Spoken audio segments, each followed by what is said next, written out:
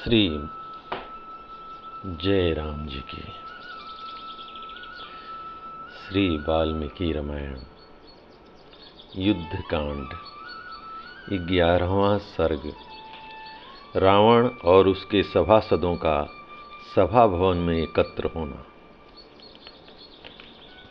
राक्षसों का राजा रावण मिथिलेश कुमारी सीता के प्रति काम से मोहित हो रहा था।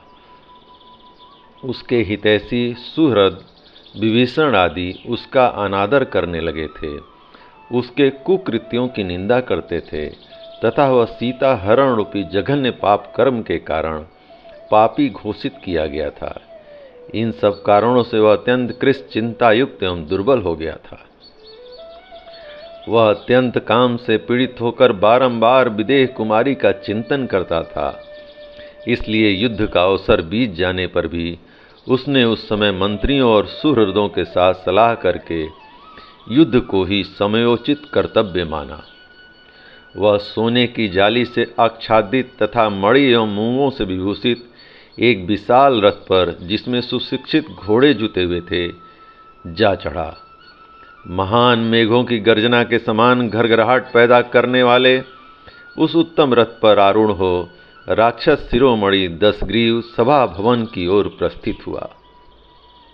उस समय राक्षस राज रावण के आगे आगे ढाल, तलवार एवं सब प्रकार के आयुध धारण करने वाले बहुसंख्यक राक्षस योद्धा जा रहे थे। इस तरह भांति भांति के आभूषणों से विभूषित और नाना प्रकार के विकराल वेश वाले अगणित निशाचर उसे दाएं बाएं और पीछे की ओर से घेर कर चल रहे थे। रावण के प्रस्थान करते ही बहुत से अतिरथी वीर रथों, मतवाले गजराजों और खेल खेल में तरह तरह की चालें दिखाने वाले घोड़ों पर सवार हो तुरंत उसके पीछे चल दिए।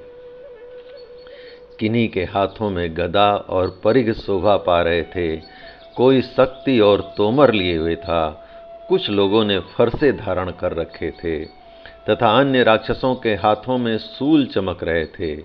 फिर तो वहां शस्त्रों वाद्यों का महान घोष होने लगा।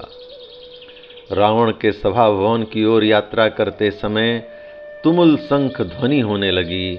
उसका वह विशाल रथ अपने पहियों की घरघराहट से संपूर्ण दिशाओं को प्रतिध्वनित करता हुआ सहसा शोभाशाली राजमार्ग पर जा पहुंचा।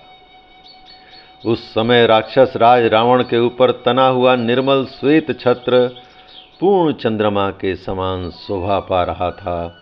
उसके दाहिने और बाएं भाग में शुद्ध स्फटिक के डंडे वाले चंवर और व्यंजन, जिनमें सोने की मंजरियां बनी हुई थीं, बड़ी शोभा पा रहे थे। मार्ग में पृथ्वी पर खड़े हुए सभी राक्षस दोनों हाथ जोड़ रथ पर बैठे हुए राक्षस शिरोमणि रावण की सिर झुकाकर वंदना करते थे। राक्षसों द्वारा की गई स्तुति, जय जयकार और आशीर्वाद सुनता हुआ शत्रु दमन महातेजस्वी रावण उस समय विश्वकर्मा द्वारा निर्मित राजसभा में पहुंचा। उस सभा के फर्श में सोने चांदी का काम किया हुआ था तथा बीच बीच में विशुद्ध स्फटिक भी जड़ा गया था। उसमें सोने के काम वाले रेशमी वस्त्रों की चादरें बिछी हुई थीं। वह सभा सदा अपनी प्रभा से उद्भासित होती रहती थी। 600 पिशाच उसकी रक्षा करते थे। विश्वकर्मा ने उसे बहुत ही सुंदर बनाया था।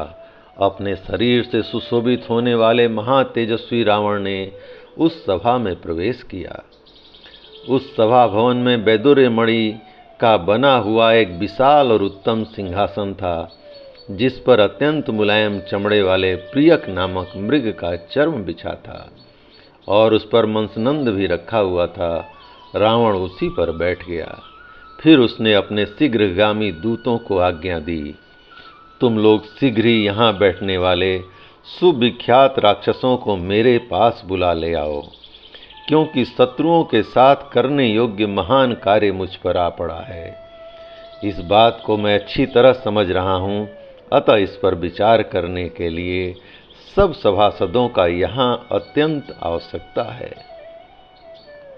रावण का यह आदेश सुनकर वे राक्षस लंका में सब ओर चक्कर लगाने लगे। वे एक एक घर, विहार स्थान, सेनागार और उद्यान में जा जाकर बड़ी निर्भयता से उन सब राक्षसों को राजसभा में चलने के लिए प्रेरित करने लगे। तब उन राक्षसों में से कोई रथ पर चढ़कर चले, कोई मतवाले हाथियों पर और कोई मजबूत घोड़ों पर सवार होकर अपने अपने स्थान से प्रस्थित हुए।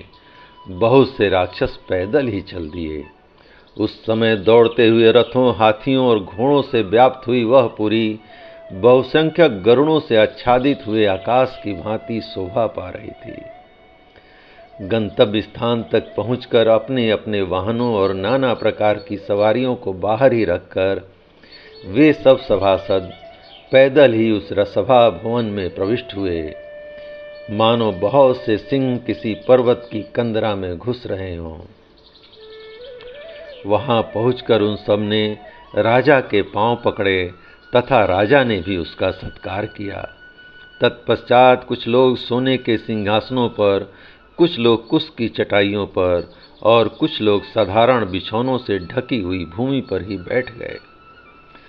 राजा की आज्ञा से उस सभा में एकत्र होकर वे सब राक्षस राज रावण के आसपास यथा योग्य आसनों पर बैठ गए। यथा योग्य भिन्न भिन्न विषयों के लिए उचित सम्मति देने वाले मुख्य मुख्यमंत्री, कर्तव्य निश्चय में पांडित्य का परिचय देने वाले सचिव, बुद्धिदर्शी, सर्वज्ञ सद्गुण संपन्न उपमंत्री तथा और भी बहुत से सूरवीर संपूर्ण अर्थों के निश्चय के लिए और सुख प्राप्ति के उपाय पर विचार करने के लिए उस सुनहरी कांति वाली सभा के भीतर सैकड़ों की संख्या में उपस्थित थे। तत्पश्चात यशस्वी महात्मा विभीषण भी एक सुवर्ण जटित सुंदर अश्वों से युक्त विशाल श्रेष्ठ एवं शुभ कारक रथ पर आरूढ़ हो अपने बड़े भाई की सभा में जा पहुँचे।